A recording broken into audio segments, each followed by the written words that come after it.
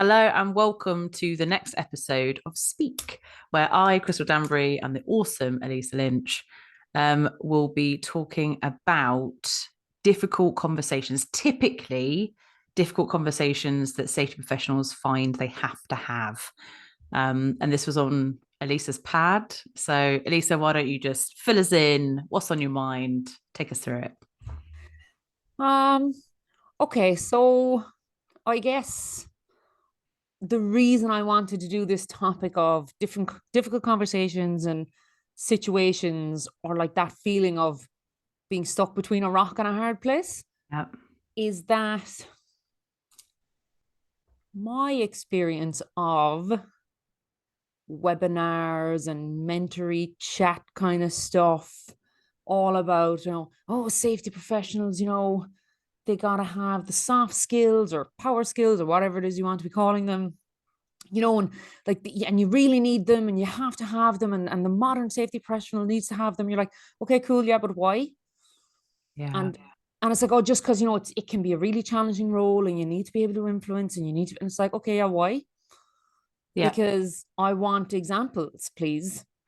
And I think it's really important for, especially for people newly entering the profession, younger people entering the profession, that it's like we're really honest about the shitty parts and how really fucking hard it can be. Yeah. And there are some sticky situations that you're going to find yourself in, and there isn't a right answer, Yeah. and you're just going to have to feel it out. Mm. um and so much of it, yes, you can get guidance from peers or mentors or whatever, but a lot of times you just have to feel your way through it and experience it. So yeah, that's kind of what's on On my your mind. mind. I think, I mean, this harks back to, I think, our first ever joint podcast, which on the interesting health and safety podcast on the International Women's Day thing, we were talking about, let's be honest, Mm. when we say lots of really sort of opaque, flaky statements like, Yeah. you will have a tough conversation. And I think I totally get your want to put real examples in the mix, but also what you've learned from those situations or the tips to deal with them. So anyone listening to this that's maybe new into the profession is thinking, what the hell is the soft skill about and why do I need it and what am I going to come up against? Here's some actual stuff. So have you Yeah. got anything on your mind as sort of one of those examples? Mm. Oh yeah, so many. I've got a couple of those types of conversation, and I know you will have to. So go for it. What's the sort of top one on your mind at the moment? Okay. So guys, this is a fucking safe space, okay? Yeah, Just to be very clear. yeah, yeah. um and I think a lot of the times that these things don't get spoken about, because like you're admitting to, oh, I may have got it wrong here, or people will judge your integrity or your judgment on how you might have handled certain things. Now, like, I've been working in safety for like over a decade now. And so some of these examples are from the very start of my career. Some of them are dotted throughout. But I will say, in nearly every role, I have experienced some version of these types of incidents or conversations or scenarios. Interesting. Um, so both in the Southern Hemisphere and the Northern Hemisphere, management roles, not management roles. But like one of the biggest things, I suppose one of the most obvious ones, and I actually said this to you the other week, and your jaw fucking dropped. I was like, oh Jesus, am I actually going to say this while it's being recorded? Am I going to admit to Remember, this? context and learning journey is everything. Learning journey. And I'm telling this story for the sake of learning for other people. Yeah, Um, but it's this thing of being asked to turn a blind eye. yeah, And that could be you could be on a site somewhere, you could be on a construction site, you could be in a factory, you could be anywhere, and something could be happening, and you might be asked overtly to turn a blind eye, or you might catch a vibe. And believe me, when you catch the fuck, you will know the vibe when it comes yeah, your way of, yeah. The you better not stiffening say of the anything. room as you're saying you're going to do something. everybody instantly makes you feel like you are some sort of, alert. There's an allergic reaction to what you're saying. Yeah. It is a physical feeling. Yeah. But one of the biggest ones, I suppose, that when I think back on is reportable incidents or reportable injuries. Yeah. So you call them RIDORs in the UK. In Ireland, it's just a reportable event. I can't remember what they call it in Oz, but something will happen, and then it's like, and you're kind of doing all your bits and pieces and all the rest, and then you're like, okay, so I'm just going to fill out the RIDOR paperwork, and then you get the whole, actually, you might just hold off on that there for you might just hold off, and you're like, what do you mean I might just hold off? And that's when you start to feel the tension change in the room of like, we're not reporting this, are we? So yeah, I have been in that scenario where I've had events happen in companies that I work for, and they haven't been reported. Is that against the law? Yes. Does that make me a bad person? No, fuck off, it doesn't. And I suppose the thing is, like, there's so many, it's so easy to say, but this is the rule, you must follow the rule. And we say that to people working frontline staff all the time. But I think it's important to remember power dynamics. It's important to remember, are you going to risk your job for this? Are you in a position to be able to risk your job for this? Are you going to throw the rattler out of the pram and just be like, fuck this shit and walk out the door? Yeah. Which there are so many people that I've heard talk about these kind of things going, oh, well, that just challenged my intent. I just go. It's like, would you? Yeah. Would you just really, fucking go? context is everything. So I think let's wind that example back, and and by the way, massive props for saying that out loud, because that's not an easy thing, especially when you'll hold a platform, you have a reputation, you're a safety professional. But let's wind that back. Let's talk about how old you would have been when this. So first time this happened to you, you'd have been what age? 24 the first time. Right. And you were how far from home? How many thousands of kilometers is Australia? Yes. Right. From Ireland. And then were you in any financial position to be challenging and potentially lose your job over standing up and saying, flip table, this is a legal requirement? Were you in any position to do that? No. And Right. there was visa requirements tied to roles and all that kind of stuff. So Yeah. And you yeah. had a partner there and all this stuff. And I think when you look, and this is the whole, and I know our next episode, which we'll come to, is about those like 4 pillars. Root cause of anything. And I'm not just talking about an accident, I'm talking about behavior, incidents, things that did or didn't happen. The root of them is important. And we tie that all the way back down to power dynamic in that scenario. You didn't have any power at your disposal to execute a challenge.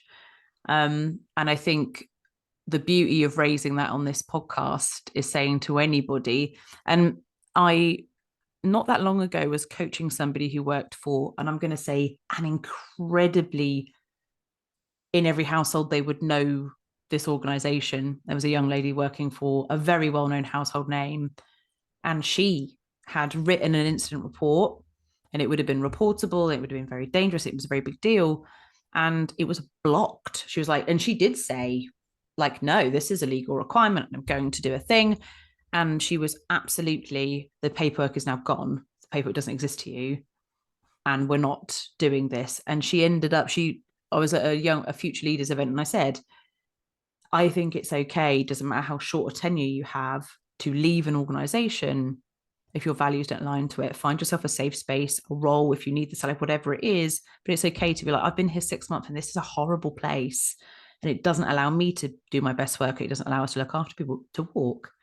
And she'd sat in the audience of that, and she'd found a different role, and she'd left this, and I mean, amazing place to work, because she had the same pressure. It was the same stiffening.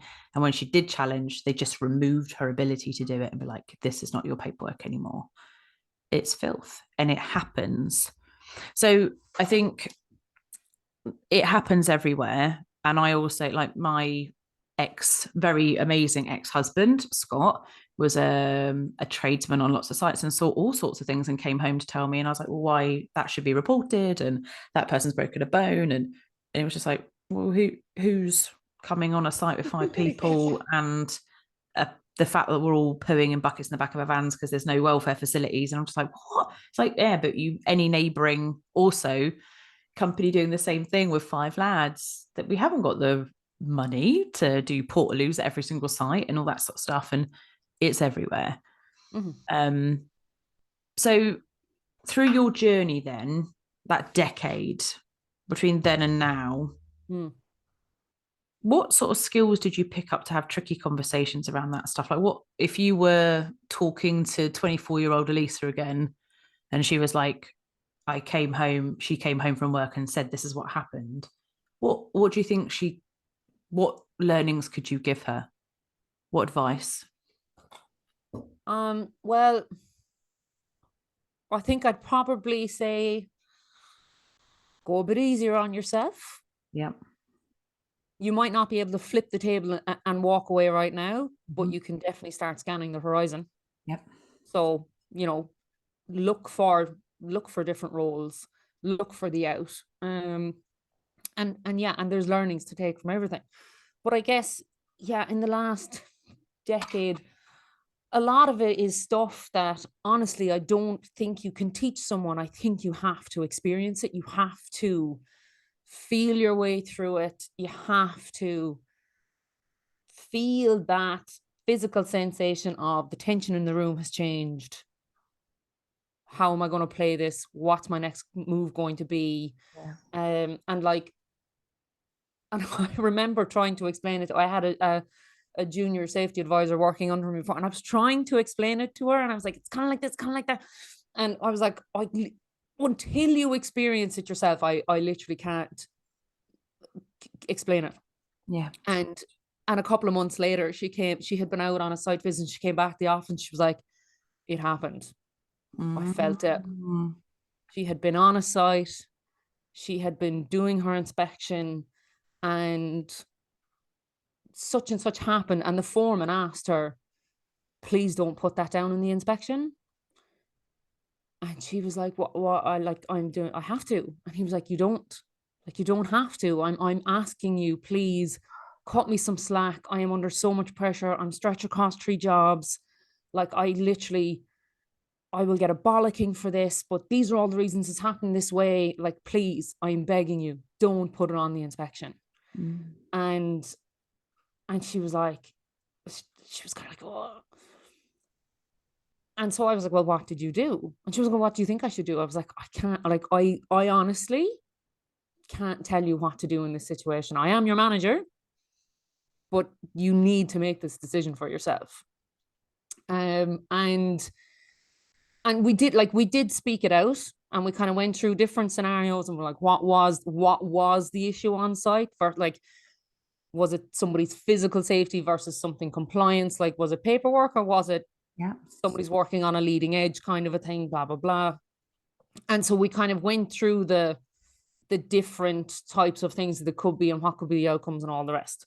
But a big thing was it takes you so long to build up trust and relationships with people, and it can be undone so quickly. You could see this guy was struggling. Yeah. And then you're tying back into the culture of the company and how is it going to be received and all that kind of stuff. So there's just these, like, so when you talk about soft skills, power skills, these are the kinds of scenarios where somebody asks you, please cut me some slack. Do you or don't you? Yeah. I think it's a really interesting thing if you think about right back to the beginning. I started my career in super high critical spaces, so there wasn't any. I didn't actually ever experience the please don't write that down. It was more, did you write everything down? Because there can't be flies on us in nuclear, whatever. But I do remember very similar. It's interesting. What I'm thinking about is being in rail, creating an audit standard for the first time for stations up and down a rail network, and nobody was ready for what they felt was scrutiny, but it was meant to be how to create safer environments for people to work in. And I still remember to this day, there's only a couple of major train stations in Birmingham. One of them was my first one. I was like, okay, I'll do a big station. It will give me lots of, it will like help me cut my teeth. I would have been 24, like mid 24. And I turn up at the station, and in peak, the station manager locked the station down, shut the booking office, shut the office, locked everything. And I turned up, and it was like, we're not, this is rush hour. We're not selling tickets. They just were scared. And it was that whole thing of, I don't know what you're going to do. I don't know what you're going to say. I don't know what's going to happen after you say what you're going to say.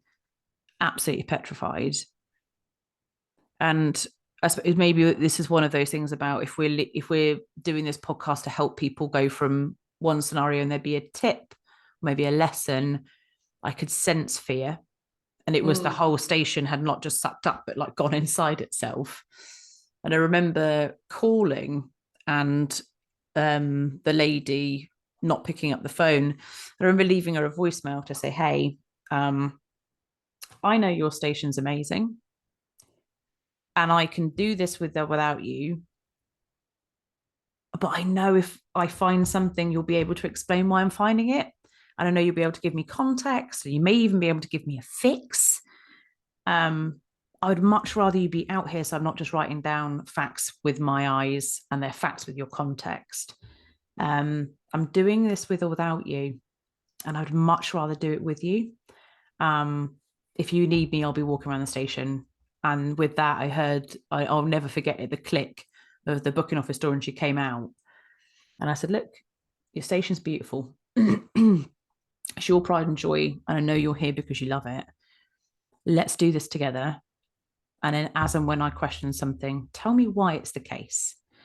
And I always remember creating a space where I had more than a day to do it, so that if I found something that was compliance, not safety, but compliance driven, I was like, why is it like it's the way it is? And actually, when I come back tomorrow, if you have an ability to fix this, let's look at this tomorrow. And you can tell me how you fixed it. And I'll basically write down the finding, but say there's no action to take away because we've done it.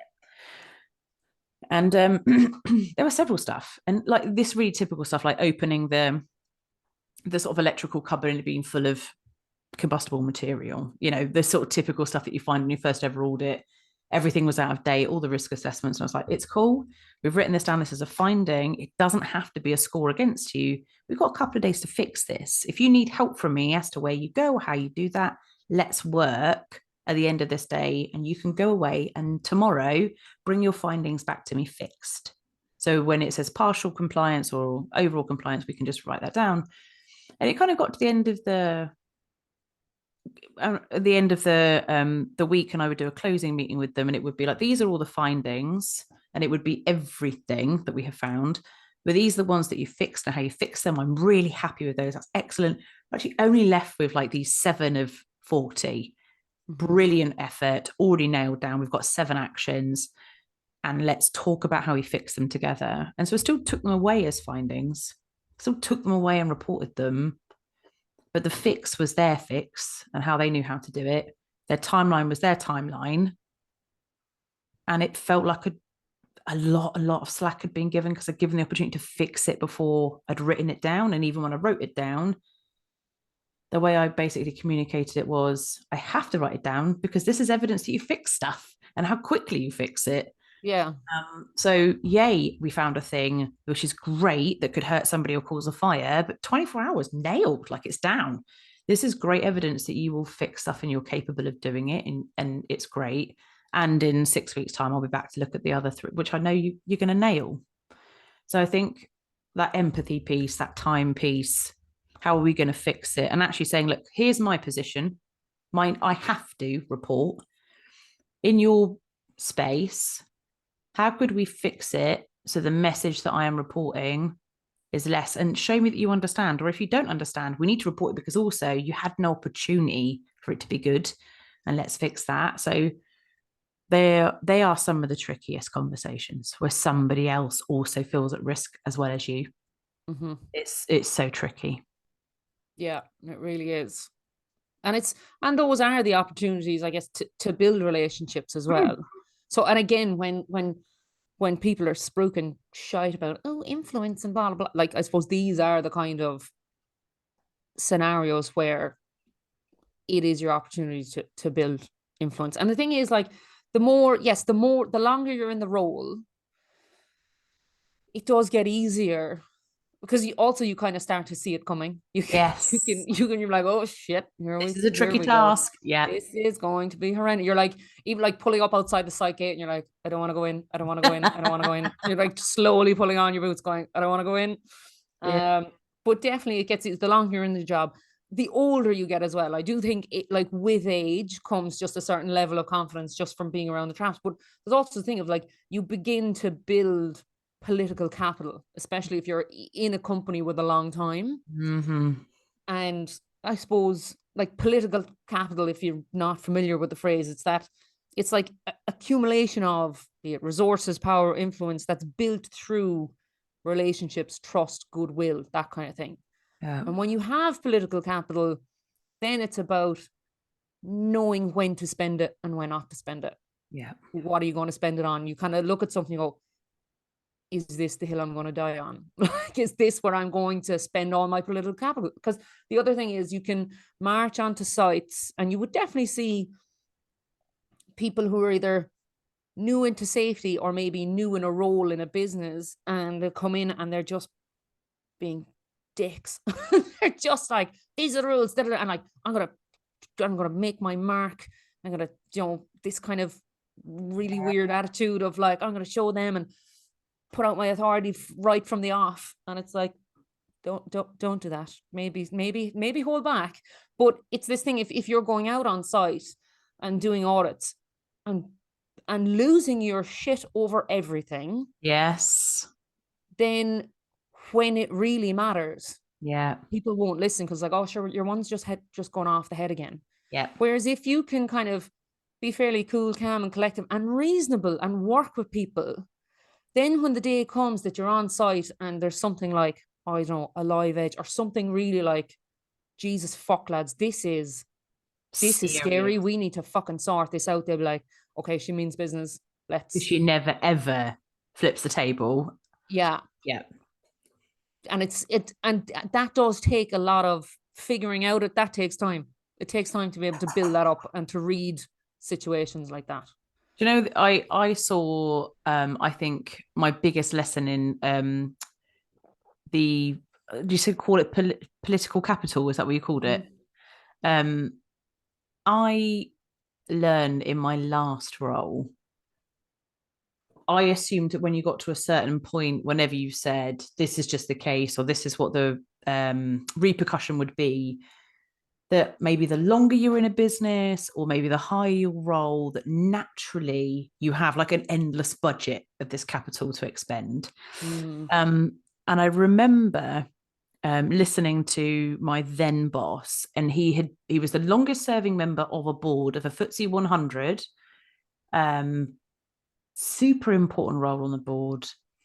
And he had been there in the time that somebody had lost their life due to an omission, right? So really big thing. They'd ended a life. It had scarred everybody, and he seriously I spoke to him in private about this, hurt his soul. And there was lots and lots of events where obviously board push, like, what's the risk appetite? Do we need to do this? Why is it important? How big's the risk? How badly in trouble would we get? How badly hurt do people get? Blah. And something had hit the board. And I said, why don't you just say and it was the name of the individual that had lost their life. You say that. And he was like, oh, no. You can't. He said, Crystal, you get to use that card, that reminder, that moment rarely. And he said, once a year is too much. Yeah. And he said, because it's such a big deal. It's such a hold the phone. If I did that every single time something went wrong, it would lose its meaning. And I thought, you're the longest serving member of this whole organization, and you can't say, oh, you want to do that again? As a sort of, I don't know, a clip around the ear, a clip around the ear. Yes. And what he was saying is, you can't. And he was talking about political capital. He had everything in his budget, everything. but he would not spend that budget unless he was like, literally, unless somebody is genuinely at risk and we're going to make a change that could genuinely do the same again, I cannot waste that budget. And I was like, huh. I thought it just came with, maybe I thought it came with power or tenure or something. It So did doesn't, I. right? It doesn't. It's about, you get to use this once in a blue moon to make a difference. And what you're trying to do with this card is make someone behaving a different way or make someone make a different choice. If you say that every single day, so it's a little bit, no, I'm not going to demean it. You're trying to make someone make a different choice. If you say that endlessly every day, no one cares. It's white noise. Say it with meaning and impact when it genuinely relates to something that's massive. The impact's huge. Yeah. So I think you're absolutely right. You have to feel it out. Your political capital, you have to take the moment and say, is this where I'm using my card? I can't use it next week, next month. Can't even use it for the rest of the year, maybe. Am I dying on this hill with this reminder? So I think, yeah, a wonderful lesson. It was actually pretty a big career lesson for me. You can't just go around and say you'll kill someone because everyone's like, yeah, people, and the flippant response in the return is always everyone dies on the road every day. If you wouldn't cross the road, all that stuff. No, it's a hill. It's a hill you're going to die on. Use the card wisely. Yeah. Yeah, love that And point. and it's another thing again, depending like the I find the higher up in the roles you get, the closer to those senior leaders you get. Mm, Um, like for them, and even if they do have slogans and posters or whatever that say safety first, blah blah blah, shite. Like safety first is not always the best business decision. yeah, that's right. Like, and that can be a really hard pill to swallow, and especially when you're young and green, you're like, safety, yes, and they're like, calm all the way down there, love. Yeah. There's so many other competing factors. You're like, oh right, okay, cool. Yeah. But what? But I was told when I did my course that safety is the most important thing, and it just isn't. Yeah. And do you know what? That's probably been the trickiest part of my career journey is realizing that a business's risk appetite is very different to my internal moral risk appetite. My moral risk appetite is I want to get to a point that I understand where we fail and people get hurt. I understand I am rational enough to know that people get hurt because they're not concentrating. They are, I don't know, got their earpods in, they trip over something, looking at their phone. Like accidents happen. I want to understand the ones that are caused, that can be prevented. I want to know those. Um, but there is also an appetite in an organization to say, okay, let's say that we provide 2,000 people with work in this crisis. They pay their bills, they feed their babies, they feed their family. And to do that for 365 days a year for 2,000 families to be safe and fed, we might break a bone. Mm. What do you think about that? And you're like, well, you can't break a bone. Okay. But if that's what it takes to feed 2,000 families, what's your thought? And I'm like, I don't like the comparison. Thank you. I don't You're like like, the I comparison. don't want to play this game anymore. Thank you very much. I don't like it. Goodbye. So I think that whole thing about, Flip the fucking table. I'm yeah, out. I don't want to play. I don't want to listen to your logic. Thank you. And it creates great debate. And I think the best thing that we can ever involve ourselves in really is put ourselves in other people's seats and talk about what the business generates, what it really does. And yeah, risk appetite is I mean, that's a whole thing in itself, isn't it? Risk appetite is a difficult conversation and it's going to be different to ours. But yeah, one of the things I wanted to say and talk about is on these difficult conversations on sites. The last place that I worked, so much happened there. The last place that I worked, I used to be really, I don't know how you felt about this, gutted by the name and shame culture. So take a picture, post it on social media. This contract didn't do the right things. This is disgusting. And I felt really allergic to this because you're not helping anything, you're not doing anything, you didn't intervene in any way, you didn't make it better. And I was speaking to the engineers that worked there to say, let's name and fame. So if you have seen something, have you intervened? Have you changed the course of the day for that individual? And if so, take a picture of the success and make yourself famous and that contractor famous for doing something great. I saw this happening. This was unsafe. I spoke to them. We changed it. This is us in the moment. So it was like name and fame as opposed to name and shame. And it promoted a conversation about how difficult intervention is. When you see something happening in the moment and you're like, oh, even particularly as a safety person, it's like, hi, I'm the safety person. God, that bit never gets easier. I'm always like, I hate this, cringe. Yeah, it's vomit inducing every single time. And I went for a wicked induction at it was a water company, and they had like a full live induction. And they had this tool called the BIF tool, and I wrote it down and I took it to my last company and said, we need to use this. And it was called the BIF tool. So if you see something that isn't right, it's super difficult. It's acknowledge. It will never feel easy. You'll never get used to it. Practice is fine. It's still going to feel crap. But the 4 things that we need to say and how we need to say them to do a positive intervention would be address the behavior, its impact, your feelings, and then the future action. And there can be no opinion, no flaky language. I'll give you an example. Because I'm not sure that I'm fully on board with Biff.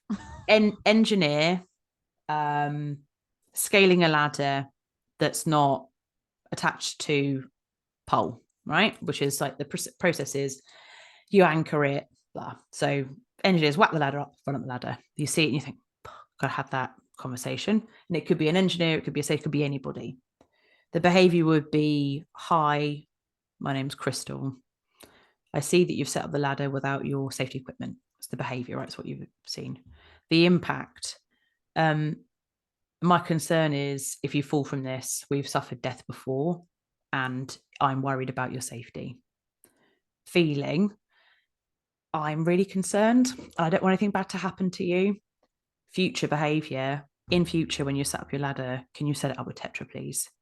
So it's not, I think this is dangerous, or it's not a big song and dance. And actually, if you slicken that up and you get practiced at it, it's, hi, my name's Crystal. I've seen you set your ladder up without Tetra. It's making me really concerned that you could die if you fall, because we've had that before. In future, could you set it up with Tetra? It's like 20 seconds. Yeah. And because you haven't put, I feel, I think, it's my opinion, there's nothing for them to anchor onto and be defensive about. It's just literally, I've seen a thing. Here's the possible impact for you. This is how I feel about it. As in, I'm worried for you. And then future action, set it up. And then there's not really far you can go around the edges of that BIF tool. And actually I saw... Which has its pros and cons, I think. Yes. So it is very much, I've seen this, please do something different. And I think in the Times, so I uploaded this as a pathway to do something different and have positive interventions. The feedback from people was how amazing that I know how to start a conversation. So it would sometimes be the only conversation. Sometimes it would be the start of something bigger. Yeah. But it was... oh, right, okay, I've seen a thing, and you can kind of practice before you get there. Like, what's my right? Because there's nothing worse than thinking, what am I going to say? Hi, my name's Crystal, and then it like, no, it's even worse if they're already at height, right? So like they're up on a basket, and you're like, how are the lads? Could you? And you're like, could you actually come down? When you're coming down for it, I just want to talk to you about something. And next thing you're waiting, you're like, and you're like, oh Jesus Christ, make it speed that fucking thing up, will you? Like it's hurt my soul. And then they get there and you're like, hi, my name's Lisa. And they're like, oh yeah, hi, this is mind throwing on a harness, please, for fuck's sake. Oh, it did. I think it was a moment where I think people felt enabled. Like, I know at least I have to start it. Like, where it goes from there is natural, but at least I know how to start it. And I also, there's no there's no like the feeling part, that it's about me, the boisterous, all of that show, but it's kind of just stripped out by being like, no, there's these four things, don't Yeah. deviate, please. So yeah, I think it's the start. Sometimes it's the whole thing, but it's a good start to a conversation. And Simon Sinek, months later after I did this, he does it slightly shorter. I think he just says behavior impact future behavior, simple as that, which is pretty much the BIF tool. And he said he uses it in boardrooms. And actually, he said very effective. It's not my opinion. I'm not, you know, using fluffy language. I'm not being opaque. I'm very direct, but it's not confrontational because I'm not being confrontational. So that's, yeah, I like that as a tool. Yeah. I like that. And then I suppose the only other thing, I think about those other difficult conversations. Some of them are performance conversations. Like if you've got a team or people in your team, some of the trickiest conversations you're ever going to have is with a team member that you need to address their performance or something's not going quite right. And just to, I don't know, one of the tips I really wanted to say, and I use this a lot in coaching for other people struggling with how do I have this horrible conversation with my employee, is I just say, stop saying I. So if you're correcting them on performance, typically we feel really bad and we use language like, I feel that you are not, or yeah, my standard is, or my team is. No, you have a team and you are delivering something for the organization. If you have a difficult employee, and this is particularly for difficult employees that are like, well, that's just how you feel. And I was fine before. And my last manager, this, it's like, okay, I'm just going to pull myself back from this and lift myself up. What's your organization about and what's it trying to achieve?